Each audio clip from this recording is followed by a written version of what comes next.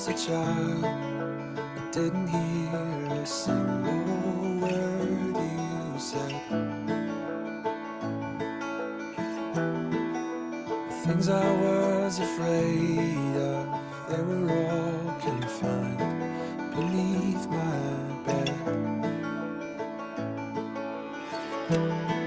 But the years have been long, and you have taught me well to hide away the things that I believed in. You've taught me to call them all escapes.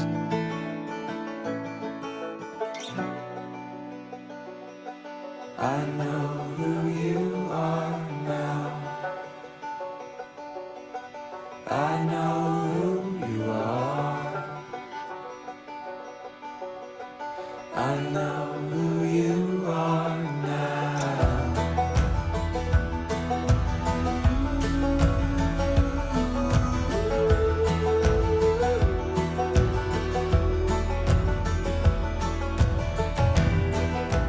There before the threshold, I saw a brighter world beyond myself. In my hour of weakness, you were there to see my courage.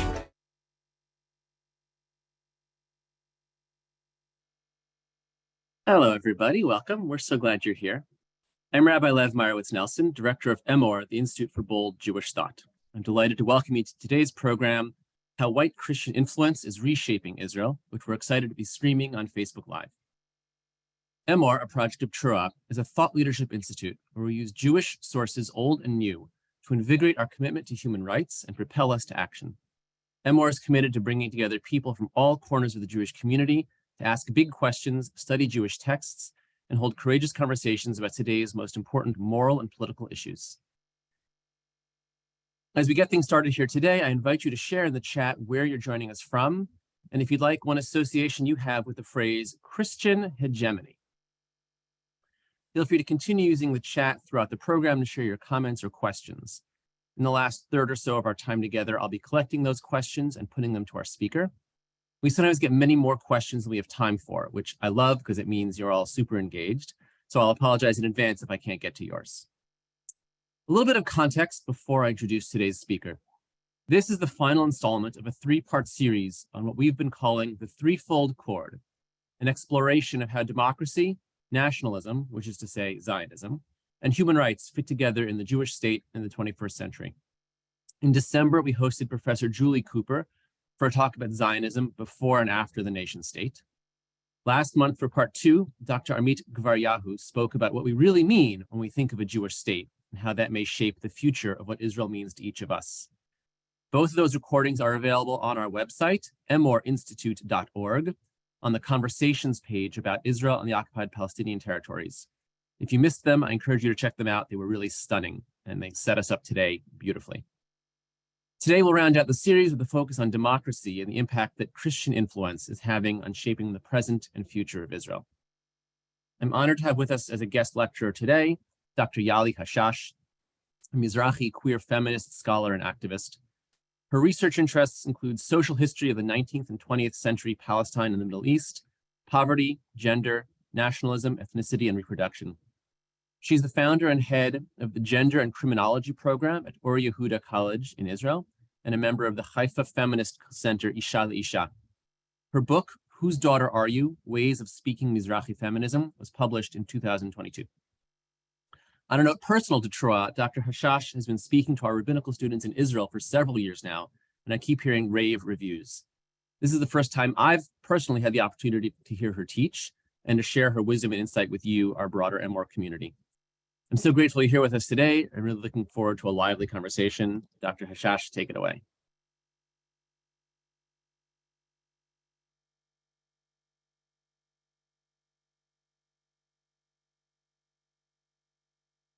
Oh, hold on, you're muted. Okay. That's sorry. Thank you. I was just saying how excited I am to be here, and that I wanted to thank Rabbi Lev and Rabbi Becky for being so facilitating and producing this amazing production, which is so much bigger than I thought. I thought I was going to have a friendly conversation with about 10 people.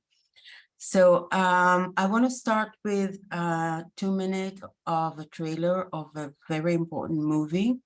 And if you can click on that, then we'll start with this and then we'll begin our talk.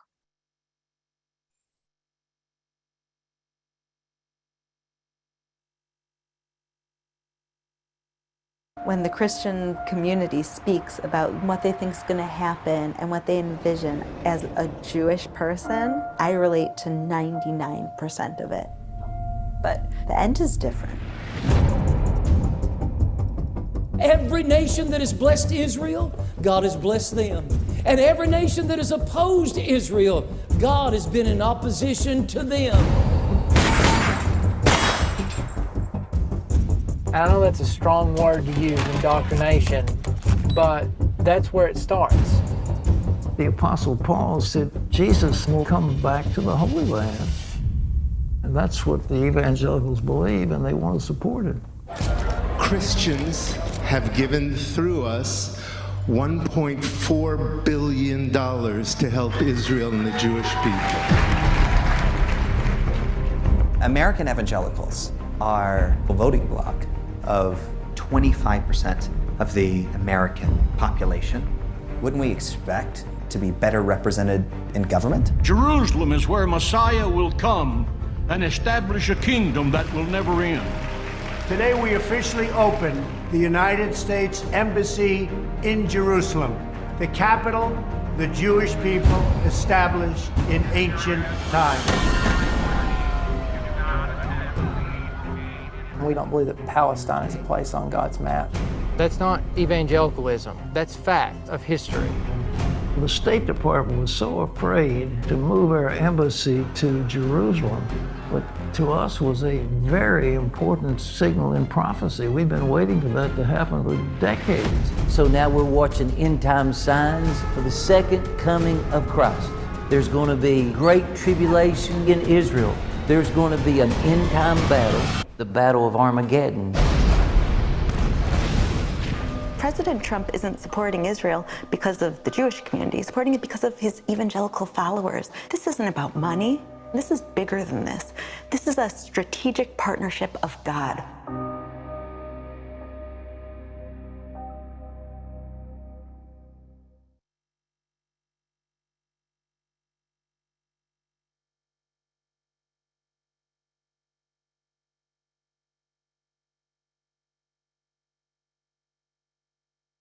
Yali, you're still muted.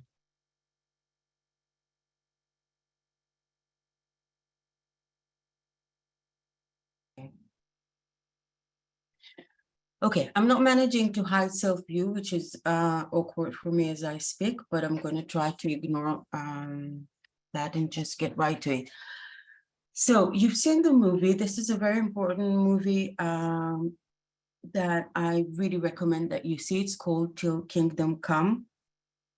And it portrays the way that evangelicals are using their belief in order to finance very right-wing activity in Israel.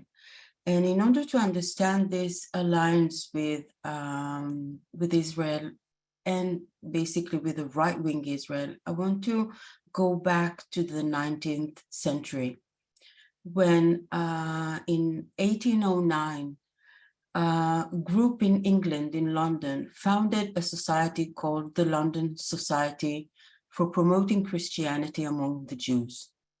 And that society began with trying to convert Jews on the east of London, but quickly it had mission posts in many places in the world. And it opened a mission post in the 1830s in Jerusalem. And by the 1840s, they had a church, they had a hospital, and they had a few schools. And the idea of the London Jewish Society was very simple. Our mission is to go to the Jew first and then to the Greek. This is what the scriptures tell us. We go to the Jew, we convert them, and then only after that, the second coming will happen. And into this idea, they've built the idea of restoration. If we will be able to restore the Jewish people to the biblical homeland, and then as a whole group, they will convert and accept Jesus, then the second coming will happen. And so the idea, the evangelical idea in the 19th century began to connect the fate of Christians to the fate of the Jews. And it happened in a very interesting way in the 19th century. If I'm sure most of you know the novel Daniel Deronda by George Eliot.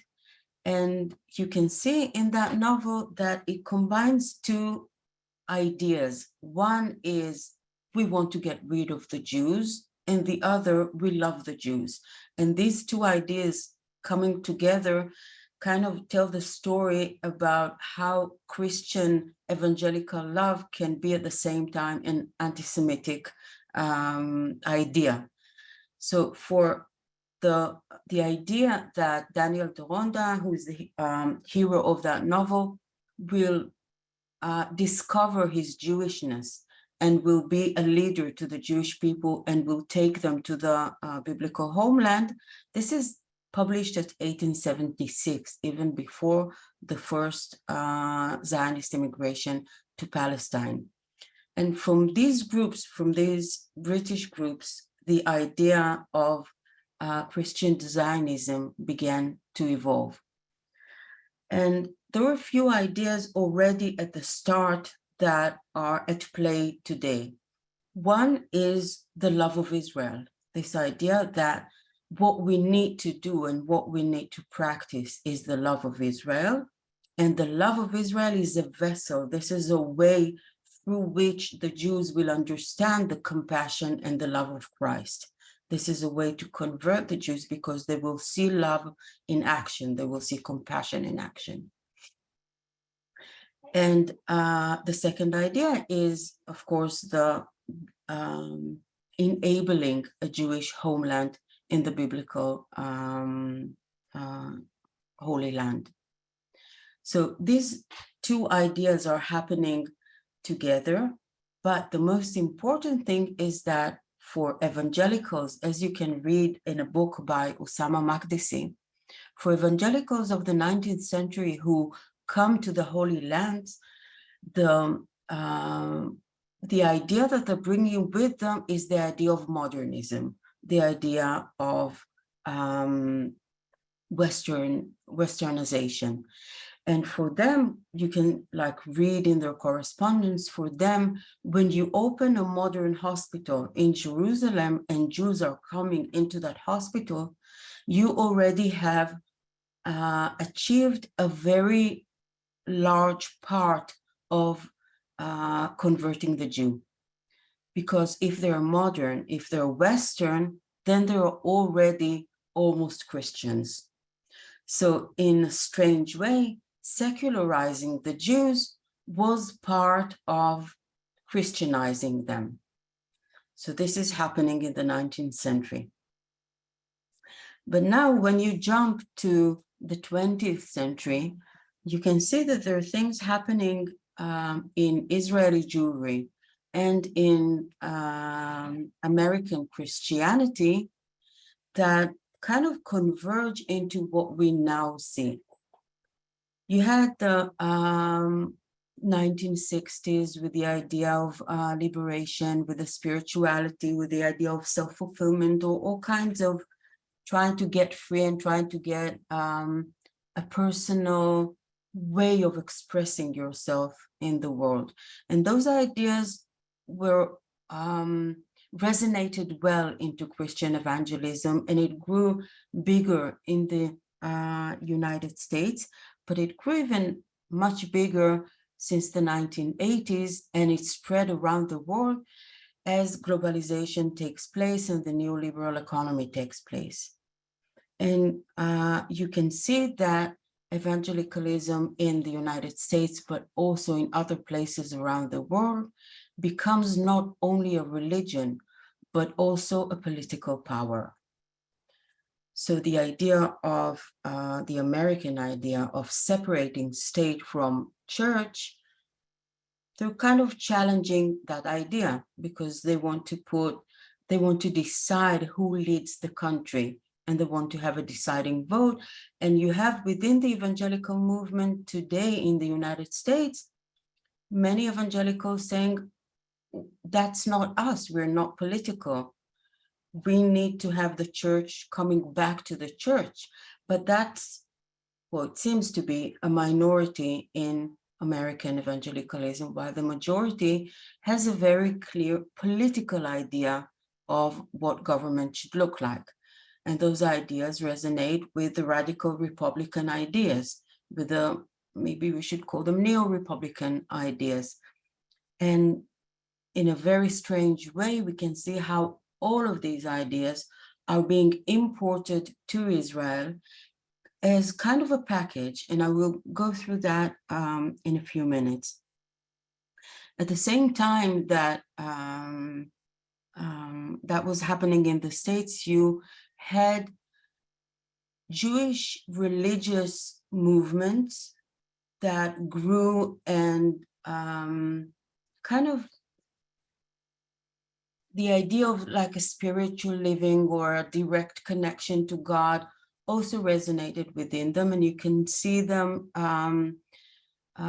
being at play with Chabad, but mostly that you could see the Rabbi Meir Kahana, who in the 1980s comes to Israel and begins to talk about a solution, a political solution, that it is either the Jews or the Arabs. You can't have both. And he's bringing it, is kind of importing it from America, but his ideas are already in conversation with evangelical ideas. And okay, so I want to talk a little about what happens in Israeli religiosity, but mostly in Orthodox Zionism since 1967. After the 1967 war, when East Jerusalem became part of the occupied territories that Israel occupied in the war, you had a kind of messianic movement that was very excited about the thought that Mount Temple is going to be Jewish, and that you can reunite the whole Eretz Israel Hashlema into Israel. And that small movement that was at the fringes of Israeli society became stronger through the years. And through decades of huge financial investments, you could see them growing to be what they are now, the political leadership of Israel. Now, that movement put at the center of its political activity two things. One, settling all Eretz Israel Hashlema, and the other, an idea that seemed like, even today when we speak about it, most people are convinced that this is some kind of an illusion. And that illusion is the idea of building the third temple on Mount Temple.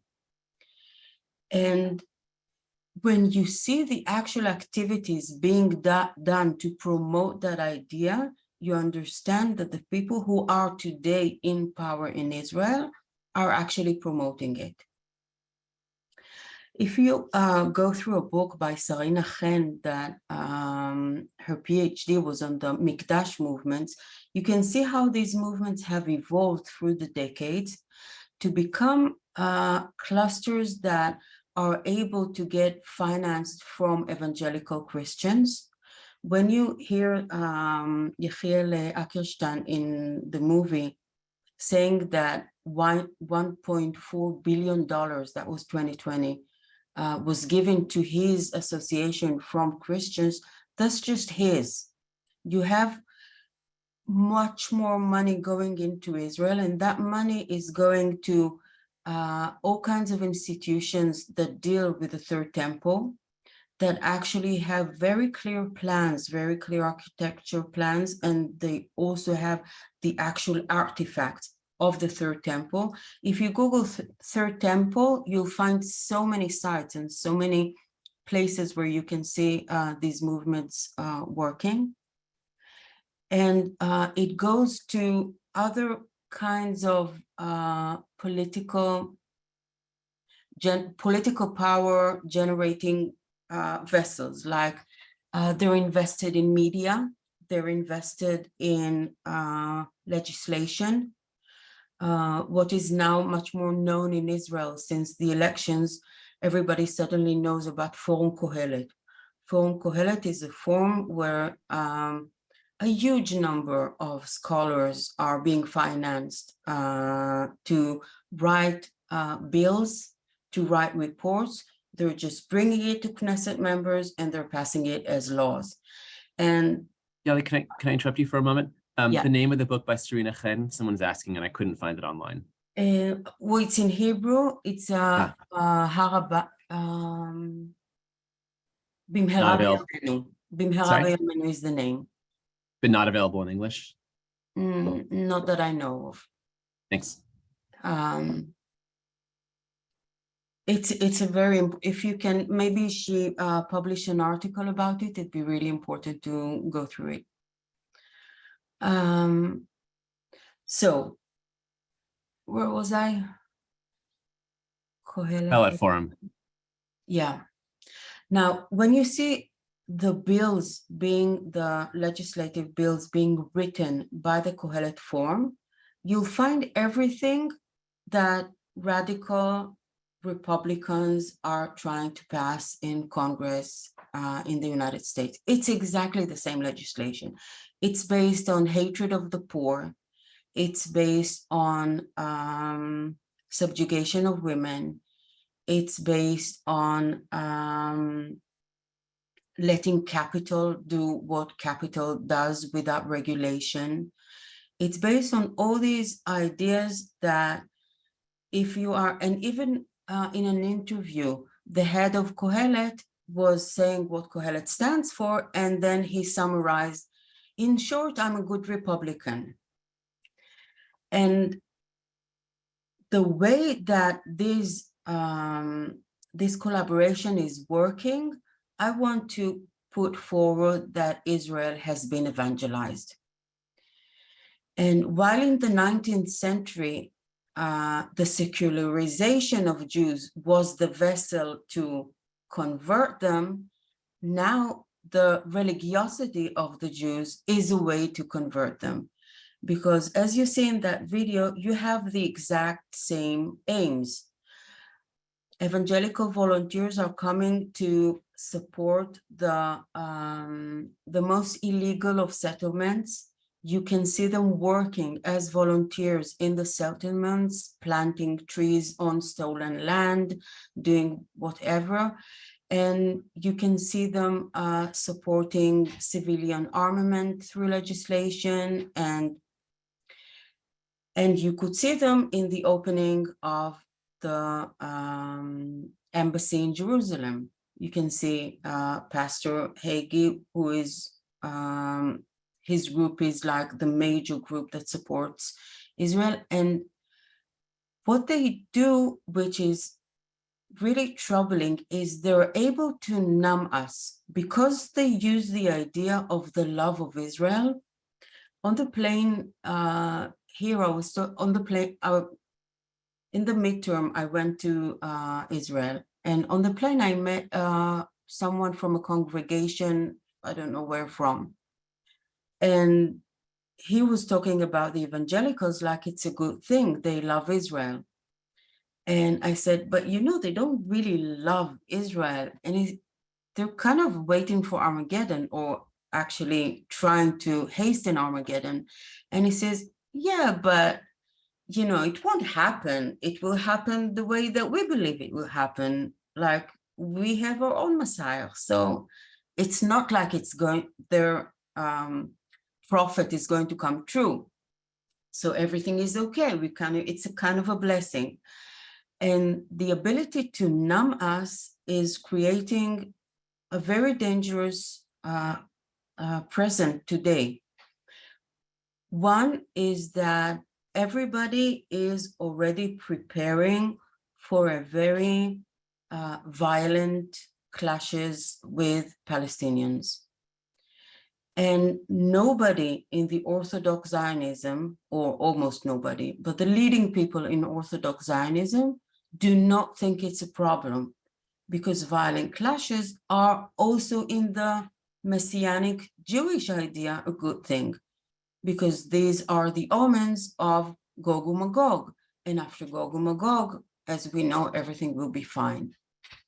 So you have this alliance between Messianic Christians and Messianic Jews, all pushing to a very violent war, happening probably through the idea of Mikdash, because Mount Temple will be the place where these clashes will create the most violent eruption. And it's also a good idea for anyone who thinks that Palestinians shouldn't be living in Israel, because this is a good way to start a transfer. If you have huge clashes and they're all over the country, you can do it. You can do a transfer, because now you have a very clear enemy. You don't have that idea of Palestinians of the occupied lands, Palestinians that are citizens. You can just have a huge transfer. This is one of the reasons why it's so dangerous. The other one is that having this unconditional, supposedly, support from evangelicals in the US, Israeli government is no longer interested in any connection with American Jewry, unless you are a very conservative Republican. Which means that through the definition of Israeli policymakers, Jews of the United States are basically no longer Jews. They're completely uninteresting in terms of the Israeli future. We don't need them to support our policies. And when you see what's happening to American Jewry as a result, you see that many people are disengaging themselves from Israel because they don't want to be identified with something that is so far right, and they don't want to constantly justify the violence or justify the human rights violations. And so they're disengaging. And so that movement is happening from both sides. Israel is disengaging and American Jewry is disengaging. And what I want to suggest is that it's time for American Jewry to be more involved, to get less numb through the radical fundamentalist evangelical plan to have only an alliance between a radical right-wing Israel and radical Messianic evangelicals, and to take a stand in that conflict. And I think what happens to American Jewry is that when they find themselves supporting Palestinians, they're afraid they'd be accused in anti-Semitism, or they'd be accused in being not Jewish enough. But this is exactly the way that these movements work. What they've been able to do, and this is also why I claim that Israel has been evangelized. The settler movement, the religious settler movement, has opened mission stations throughout Israel. And they do exactly what missions have been doing forever. They're offering kind of a compassionate social work projects to the community, but they're also taking over cities, city councils, and everything that's political in the city. And when they do that, they target specifically mixed cities. And when they're in mixed cities where there are Arabs and Jews, they instigate clashes between the Arabs and the Jews. And it's very easy to do. Like, I'm from Haifa, which is an amazing city. And the relations between Arabs and Jews may not be ideal, but they are good. And into Haifa, you see the Orthodox Zionist mission station trying to claim Haifa as a Jewish-only city and trying to minimize any activity that Palestinians are doing as related to Palestinian history, and calling everything they're doing as, like, if someone is using the word Nakba, they're immediately there trying to shut down, and they're able to do it. They're doing it. So working through missions, especially in mixed cities, and instigating clashes. You had violent clashes a few years back between in mixed cities, and the people at the midst of it were the people from the mission stations. So my claim is that American Jews should fight radical evangelicalism in America, join forces with evangelicals who are not right-wingers, and create new alliances with Jews in Israel, with Palestinians, with Christians and Jews in the United States, because the amounts of funding coming to Israel through Christian fundamentalists has changed the way people think.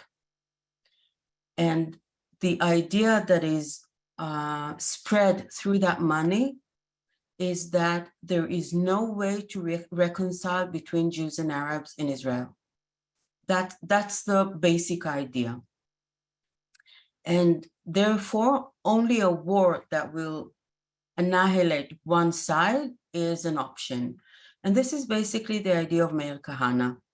So the convergence between Christian support and Meir Kahane is what we see in effect as actually happening in Israeli politics today. Just one more comment before I'll open it to questions. If you follow Netanyahu's performances in the media, you can see that most of the time, the people that he addresses in his interviews in English are Christian evangelicals, who, by the way, see him as a modern King David and as a vessel for their messianic vision. So I know it all sounds crazy, but reality is really so much crazier.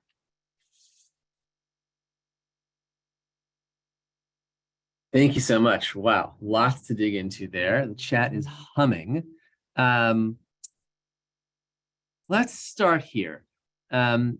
What's the response from Palestinians, both Muslim and Christian, to all this evangelical influence and money pouring in? Oh, that's a very good question. I think most people, not everyone, but most people until recently mostly see the conflict as something that is local.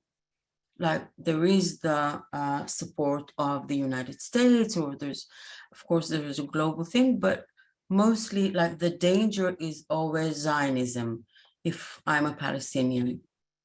And it's really difficult to make the shift to seeing that, wait, Zionism is maybe a very powerful force here, but evangelicals are stronger. Like there are hundreds of millions of them, and it's a global movement, and it's sometimes difficult to see. Also, you have Palestinian evangelicals, and it's very difficult to put it into words. How can you be evangelical and have such different opinions? This is why I think we need more language in this, so that we know how to address it. I think we've all been kind of sleeping while this was happening.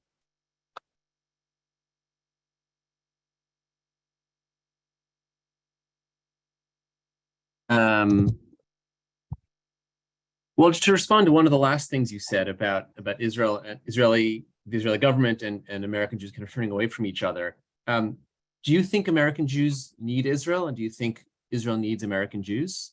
Israel needs American Jews, for sure. I don't know if American Jews need Israel. I really don't. I don't. But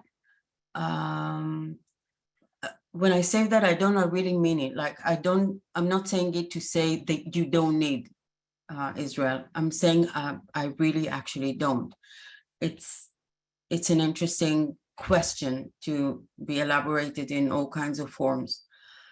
But right now, Israel really needs American Jews, because we are now put forward as the humans to be sacrificed in the crusade. Like there is a global crusade against Islam, and the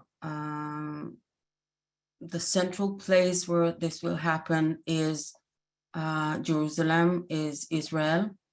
And it's quite okay for the fanatic Orthodox, Jewish Orthodox, and for the evangelicals that we should all die. It's not a problem. It's like you'd give anything for the second coming, right? So it's not a problem for them. And yes, we need like people who are not immersed in that kind of doctrine to step in. Also, you could see that evangelicals have huge investment in civil society in Israel, in right-wing civil society. At the same time, democratic Jews have spent less and less money in civil society in Israel. And so when we organize for feminism or for social justice rights, or for civil rights of any kind, or if we fight occupation, we have less and less resources. And we're being attacked from the government, but also from lack of funding. And yes, we need American Jewry, both politically, both in terms of funding civil society in every way. And we need for Judaism not to become this fanatical idea of exterminating others. It's like, it's really important when I was speaking to an 18-year-old a few weeks back and a few months back. And she's in one of these mission stations of the Zionist Orthodox. And she's really like the sweetest person. She's really young, and she's like, she really believes everything that is being told to her. And she's very kind. Like in her name, you can see that she's a person who wants to do good in the world. But she's taught, and she recites it to me, that Arabs only want to do one thing, and this is to annihilate us. And this is why we need to do it first. And she explains it with the most, like the sweetest eyes and the sweetest smile. And and it's just the indoctrination that is happening without any of us able to address it, because it's all dressed up in the love of Israel and doing good and volunteering in the community. And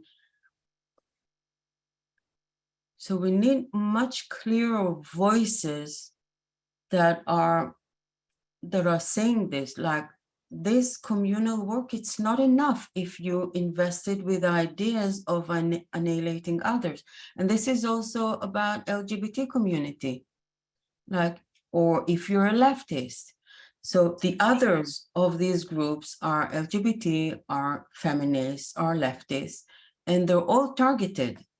And you can see how they're targeted today, that the violence against them is getting bigger every day and being normalized, to the point that you have bodies like the army and the police trying to restrain the government.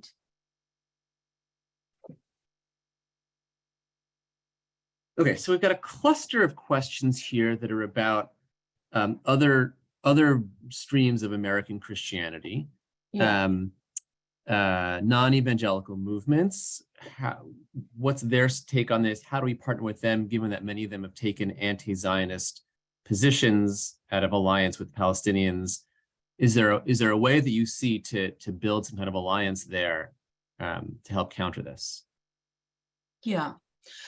I think we shouldn't be afraid of the word anti-Zionist, and I think it all depends on how you define what Zionism is. If by Zionism you mean that the only people who should have a claim to being a sovereign nation on Israel-Palestine, then you can be an anti-Zionist. It's not like, it's okay, because you believe that other nations have a right to have a state. If you think either that you should have a joint state that is a Palestinian and Israeli at the same time, that is good for Palestinians and Jews, this is one idea. Another idea is that you have two states for two peoples. Either one of these ideas can be held by people who are not Zionists. So the word anti-Zionist is so often used as anti-Semitism, which it is not. So I don't think we should be afraid, not of Zionists, not of anti-Zionists, not of non-Zionists. None of that is, there's so much semantics in it that all you need to do is whether the people that you're engaged with believe that everyone should have a right to live in Israel, or to have, or in Palestine, or to have some kind of a sovereign way of living. If you were talking about the 19th century or the very early 20th century, you'd have different ideas of what Zionism is. People could be Zionist and believe in a common country that is shared between Arabs and Jews. People could be Zionists and have very different ideas of what Zionism turned out to be. So I wouldn't be afraid of that term. I know that the Quakers are, like, there's a group of Quakers doing a very good and interesting work against occupation. I think fighting against occupation is about the most Jewish thing that you can do. And I salute everyone who does it. Thanks. When you were talking about Christian missions in Israel before and the kind of social services they're providing, it made me think about the Israeli government's cutback on social services. I'm curious how you see the analysis of those two pieces playing together. Well, that's the American idea, isn't it? You don't have social services, you just have charity. And so you can be very rich and charitable and honorable and with dignity, or you can be very poor and be humiliated by asking for charity.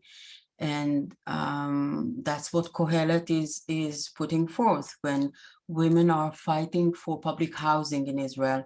You have the most amazing feminist group of women fighting for public housing. They're amazing. They're completely resourceless, and they're engaging with the most important civil rights movement in Israel, one of the most important civil rights movement in Israel, and the most important feminist one. They're fighting for the ability of, or for the right of people, mostly women who are single moms, to have a roof over their heads. And the new minister of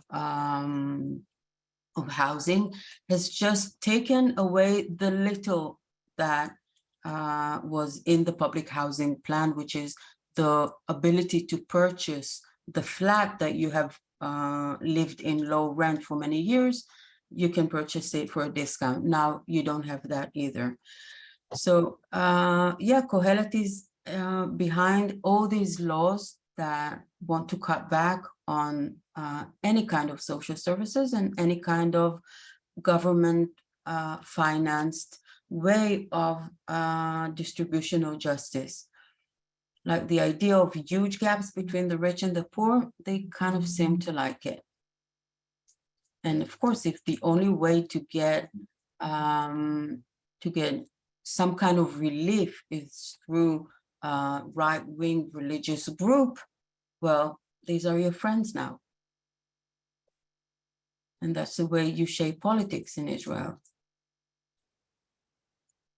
How do Messianic Jews, which is to say Jews for Jesus, fit into this? And what about kind of lahavdil, but also maybe not to some extent, groups like Chabad that already believe Mashiach has come? Yeah. Chabad is a very right-wing movement. And it's interesting that it works like a mission as well, because what it does is it opens posts all around the world that work like embassies. And if you're like a young person traveling the world, everywhere you'd go, you'd have a Chabad house where you can do Pesach, you can do Rosh Hashanah, you can do Shabbat, and everyone is so happy to see you. And everyone is very, very welcoming. Of course, you have to be Jewish, you have to be straight, you have to be, I don't know, and we'd love for you to be right-wing. And it is part of the engines that are promoting Jewish settlement in the occupied lands. It's part of the engine of right-wing movements. So yes, they're very messianic, and I think for them, building the third temple is a very good idea. And seriously, I know you all think I'm crazy, just Google it. You will be amazed by what you find. And just to have you know, you already have a temple in Brazil, like a live temple, like it's huge. It's just Google it, São Paulo temple, Solomon's, you'll find it. And it's filled with flags of Israel and Magen David, but really it's a church, it's a mega church.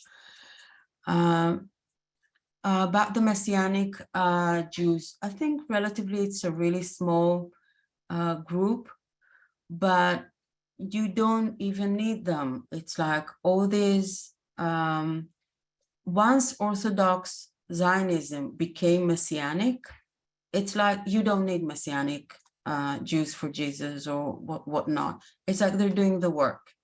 Like they're basically heading the crusade. And once you understand, you see them as embodying evangelical fundamentalism, then like the picture is kind of everything falls into place. So it's nice to have the Messianic Jews, but you don't need them. You have the real power in the Orthodox Zionism, which within Orthodox Zionism, you still have voices that are scared of this development, that oppose it. You had like the left-wing religious congregation a month ago, and it was amazing. Like all kinds of religious people, whether Haredi or Zionist Orthodox, came to that convention, and they expressed they were so like scared from the reality and opposed it. So there are voices. It's not like everyone who's religious has gone crazy, but because it's so heavily funded, and this is the thing, there's money for propaganda, there's money for legislation, there's money for lobbying in the Knesset. They have a live lobby in the parliament. Because of that funding, you see the change of views of people. People are actually being paid to think in a way. That movement you were just mentioning, is that Smol Emuni, what you're thinking of? Yeah, exactly. Yeah. So that's just a heads up to all of you. We are in the process of trying to put together a next webinar series that'll feature some of their leadership. So stay tuned for more developments. So amazing. I highly recommend showing up. There's a question in the chat that actually relates back to something you said almost a year ago when we had our roundtables that I want to give you a chance to speak about a little bit, which is gun culture in Israel and how that's being affected by gun culture here in the US. Yes, it's really interesting the way that it happens, because once you look for the connections, you kind of find them everywhere. NRA people are coming to lobby in Israel to legislate for guns being just distributed. And you have this connection where every time something happens that has to do with security or with public security, you have voices in the parliament and in the government saying, we want to be able to give guns to so many more people so that if something happens, someone will have a gun. And of course, this is very worrying for feminist groups because so many women are being killed with a private gun held by the person who's killing his wife or his girlfriend. And this is happening through Kohelet, through evangelical support, through NRA lobbyists who are already evangelicals who come and lobby in, and they're kind of friends with policymakers, even ones in the opposition. So they kind of spread a very wide net. And another example is pro-life. The idea of pro-life is basically, it's not a Jewish idea. Like for hundreds and I don't know many years, an embryo before it reaches the 40th day is not recognized as human by halakha.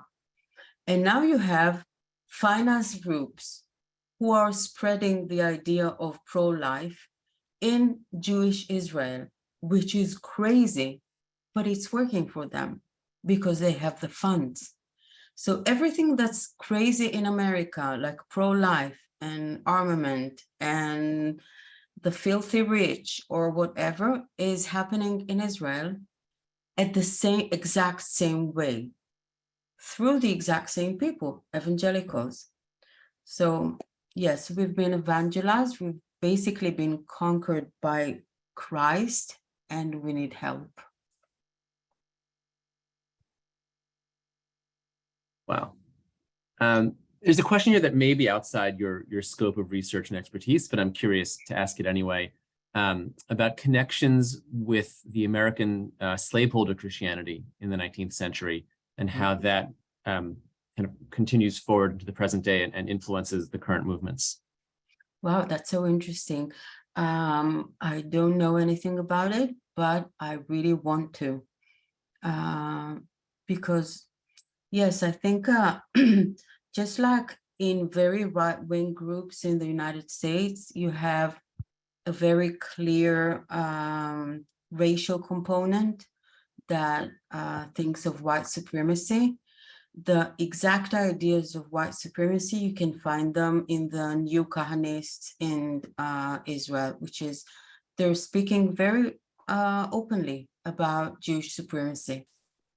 And to the point that they would not see Arabs as even humans.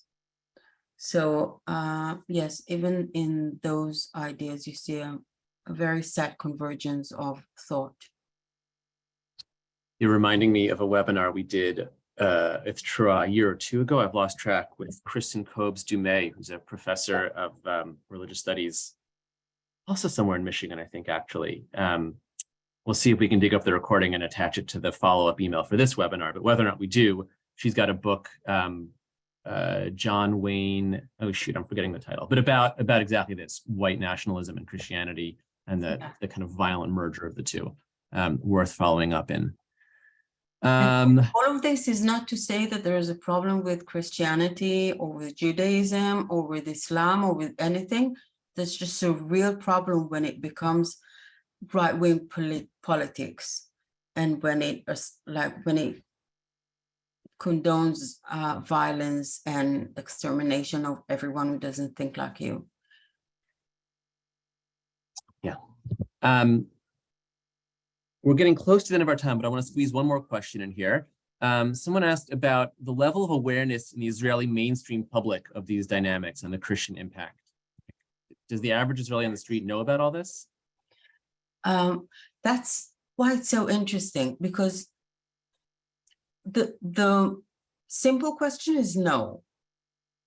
The more, okay. But like the groups who are fighting against the pro-life groups are very well aware that this is evangelical intervention. They're even claiming that what evangelicals are trying to do is to, because you have this democratic contention that you can't ban abortion because for Jews it's not a problem. So when they bring enough rabbis into their into the way they think, then you don't have the Jewish objection in American legislation. So it's like it's a kind of a two-way street where they would hope to influence American legislation through the support of Jews of rabbinical opinion into the pro-life campaign. So so these groups who are fighting civilian armament, who are fighting Kohelet in the legislation, who are trying to do social justice work, etc., these groups are aware of what's happening. The larger groups, not really. Like for most of Israelis, you would see an anchor on the news saying, well, this year we have this and that many hundreds of thousands people coming to tour Israel, and you would not believe it. They love Jews, and it's like always a surprise every year when they come, and everyone is so happy that you have so many people who love the Jews, and it's so interesting. So it's kind of a great way to do this kind of a fascist takeover through love, because it's not noticeable. You wake up when you're kind of half dead. All right, we're going to call it a day here. So much thanks to you, Dr. Yali Hashash, for taking the time to share all your expertise with us. Our students in Israel, our staff in Israel are 100% right that you're an amazing teacher. To all of you, if you like today's program, first of all, keep an eye out for the upcoming series about Smol Emuni, the faithful left movement in Israel that we're trying to put together. You'll also want to keep an eye out for the first issue of Fragments, which is Emor's new seasonal publication. Fragments issue 1, which is all about freedom, will launch right after Purim. It'll be available as a free download or to purchase in hard copy. Super excited about that. As soon as I get off this webinar, I'm going back to editing it, the final version. Thanks go as well to the Trua and Emor staff who made today's program possible. That includes Shira Danan, Bennett Decker, Neta Hamami Tabib, and Rabbi Becky J. Finally, thanks to all of you for being here, for being part of a really robust conversation, asking great questions, offering great insights in the chat. At Emor, we believe that words create worlds. I look forward to many more conversations with all of you where we will together create the world we want to live in. Have a great rest of your day. Thank you so much.